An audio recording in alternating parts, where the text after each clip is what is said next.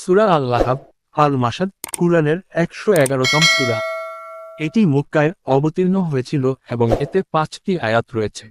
এই সূরাটি মূলত ইসলাম বিরোধী অন্যতম শত্রু আবু লাহাব ও তার স্ত্রীর বিরুদ্ধে একটি কঠোর সতর্ক এবং আল্লাহর পক্ষ থেকে তাদের ধ্বংস ও শাস্তির ঘোষণা।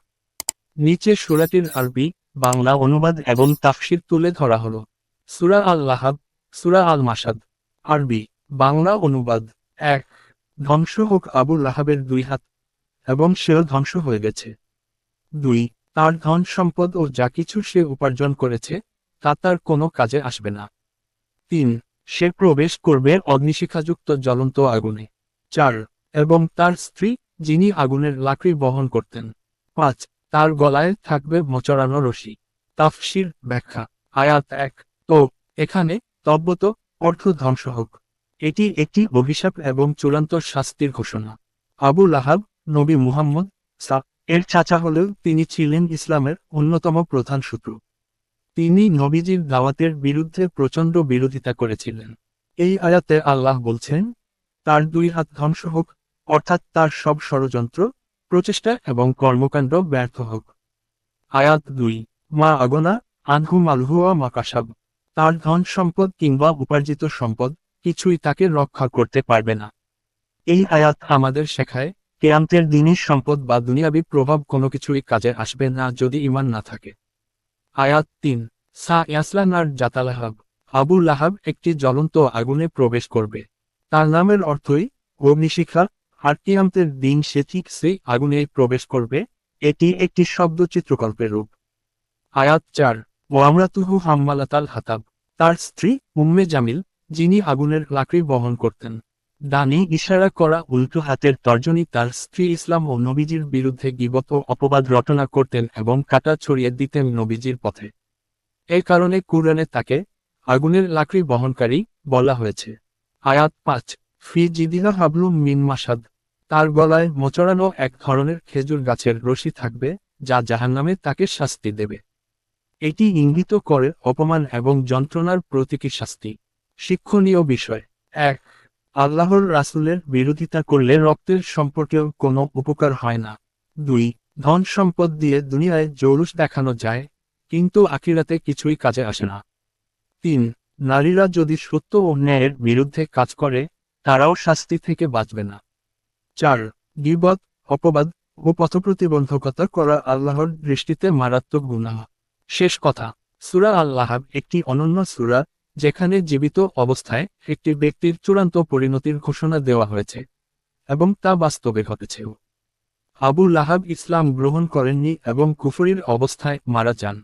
অবশ্যই। আমরা এখন সূরা আল-লাহাবের ৫ নম্বর আয়াতের তাফসীর করব, যা হচ্ছে। আয়াত ৫। বাংলা অনুবাদ। তার গলায় থাকবে মোচড়ানো রশি। তাফসীর ব্যাখ্যা। ১। ফি জিদিহা। জিদ শব্দের অর্থ গলা বা গলার চারপাশ, বিশেষভাবে অলংকার পরার জায়গা বোঝায়। অর্থ তার গলায় বা তার গলার চারপাশে থাকবে। এই শব্দটি ইঙ্গিত দেয় যে এক সময়ে যে গলায় সে অলংকার পরত, অহংকার করত, সেই গলায় এখন থাকবে অপমানজনক শাস্তির রশি। ২। হাবলুম মিন মাসাদ। হাবল মানে রশি বা দড়ি। মাসাদ শব্দটির অর্থ খেজুর গাছের রুক্ষ ও মোটা ছাল দিয়ে তৈরি মোচড়ানো রশি। কিছু তাফসীরকার মতে এটি ধাতব বা লৌহ তাতেও হতে পারে, অর্থাৎ খুবই কষ্টদায়ক ও শক্ত দড়ি। অর্থ দাঁড়ায় মোচড়ানো বা শক্ত রশি, যা তার গলায় থাকবে। তাফসীরমূল ব্যাখ্যা। ১। জাহান্নামে তার শাস্তির চিত্রায়ন। উম্মে জামিল, আবু লাহাবের স্ত্রী, দুনিয়াতে মুসলমানদের বিরুদ্ধে আগুন জ্বালানোর মতো ভূমিকা পালন করত, যেমন কাটা ফেলা, অপবাদ, গীবত ইত্যাদি। তার এই কাজের প্রতিক্রিয়া স্বরূপ তাকে অগ্নি বহনের দায়িত্বে দেওয়া হবে এবং গলায় মোচড়ানো রশি বাঁধা থাকবে, যেন সে সেই আগুনের লাকড়ি টেনে আনতে বাধ্য হয়। ২। আত্ম অহংকারের অপমানজনক পরিণতি। দুনিয়াতে সে গলায় গহনা পরত, গৌরব করত, আর পরকালে সেই গলায় থাকবে জাহান্নামের দড়ি।